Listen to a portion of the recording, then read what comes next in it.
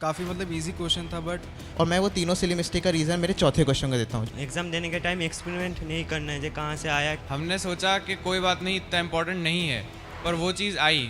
तो मुझे लगा कि दोनों ऑप्शन करेक्ट है और एनटीए दोनों में से दोनों दे देगा। पूरी इतनी ज़्यादा गट फीलिंग हुई कि गायनोडर्मेटा ही है। मेरे 3 सवाल गलत थे, उसमें से एक केमिस्ट्री में था, वो काफ़ी मतलब इजी क्वेश्चन था बट मैंने वहाँ पे ज़्यादा ओवरथिंक कर लिया कि एनटीए वाले ये सोच कर आंसर देंगे कि क्वेश्चन, मतलब मैं ज़्यादा उसमें सोचा कि वो एनटीए वाले क्या सोचेंगे इस क्वेश्चन पे, जबकि उसको नॉर्मली कोई भी सॉल्व करे तो लगभग सारे बच्चों का वो क्वेश्चन सही है। और बाकी दो मेरे फिजिक्स में गलत थे और उसमें दोनों ही मतलब काफ़ी सिली थे। एक तो वो एक्सरे वाला ही था और एक कार्बन वो रेजिस्टर की कलर कोडिंग होती है, वो मेरा एक गलत था।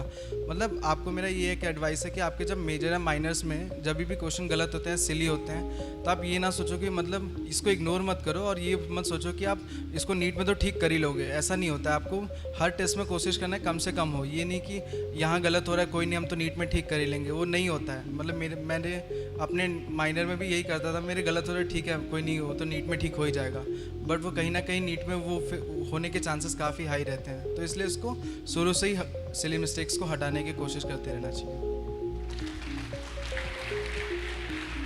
मेरे जैसे जो 4 क्वेश्चन गलत थे उसमें 3 सिली मिस्टेक थे और मैं वो तीनों सिली मिस्टेक का रीज़न मेरे चौथे क्वेश्चन का देता हूँ, जो था हीलियम वाला क्वेश्चन, जो मेरा पहले जो आंसर किया थी उससे सही था, बाद में गलत हो गया। तो एक मैं जो इसमें बोलूँगा कि जैसे शिवम ने बोला कि हमको जो भी चीज़ पेपर में करनी है उसकी प्रैक्टिस पहले से होनी चाहिए। जैसे मेरे 2 साल की जर्नी में हो सकता है 2 साल की जर्नी में मैंने 2 क्वेश्चन ही छोड़े हो पूरे जितने पेपर हुए, तो ये बात मुझे लगती है कि आप ऐसा मत करिएगा। उस हीलियम वाले क्वेश्चन अकेले के चक्कर में मैंने आधे घंटे बैठ के सोचता रहा कि हवा में सोच रहा हूँ कि कहीं से तो हीलियम उड़ के कहीं से तो आंसर मिल ही जाएगा, कि क्या करना चाहिए, एनटीए क्या मार्क करेगा। तो आप कोशिश करें कि आपके पेपर जब भी हो ना, कोई भी अगर डिफ़िकल्ट क्वेश्चन है, आप प्लीज़ एक आदत डालें कि मैं वो क्वेश्चन छोड़ के आगे बढ़ने की खुद में विल पावर रखूँ। ये नहीं कि मेरे को एक क्वेश्चन के पीछे लड़ता रहूँ और उस एक क्वेश्चन के पीछे मैं 3 क्वेश्चन गलत करके आप मेरी तरह गलती रिपीट ना करें।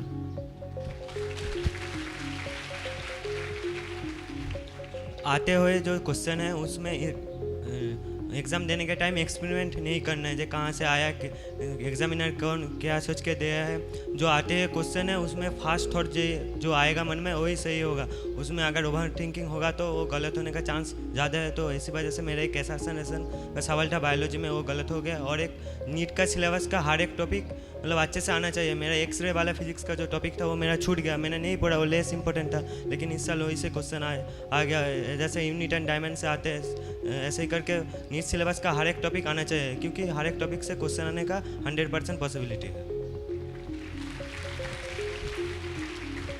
जैसा अभी बोला उसमें इग्नोरेंस, मैंने भी एक्सरे वाला क्वेश्चन गलत किया, उसमें हमने मेन जो गलती थी वो थी इग्नोरेंस। हमने सोचा कि कोई बात नहीं, इतना इम्पोर्टेंट नहीं है, पर वो चीज़ आई, तो जो पॉसिबिलिटी है वो है ही सही। और इग्नोरेंस आप एग्ज़ाम में भी ना रखें। कभी कभार अंदर से लगता है कि नहीं कुछ गड़बड़ है, गलत तो कर रहा हूँ लेकिन टाइम नहीं है, तो आपने उसको जल्दी में अटेम्प्ट कर दिया, लेकिन ऐसा ना करें। जब तक आपको लगता है कि आपने सही नहीं किया है उसको फिल ना करें और कोशिश करें कि अगर ऐसा क्वेश्चन आता है तो उसे या तो अटेम्प्ट ना करें, और अगर करें तो आपको उसकी श्योरिटी हो। अगर आपको 80% भी होती है तो ठीक है, पूरी श्योरिटी कभी कभार नहीं होती, लेकिन थोड़ी बहुत होनी चाहिए। अगर कभी आपको लगता है कि 2 ऑप्शन सही हैं और इसमें से कोई भी एक हो सकता है, तो मेरी तरफ से मैं चाहूँगा उसे अटेम्प्ट ना करें।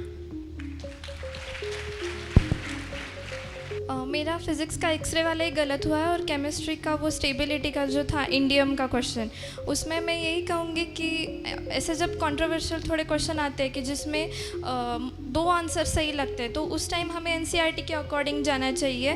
तो मुझे लगा कि दोनों ऑप्शन करेक्ट है और एनटीए दोनों में से दोनों दे देगा, तो मतलब मुझे उस टाइम एनसीईआरटी के अकॉर्डिंग जाना चाहिए था, ऐसा मुझे लगता है।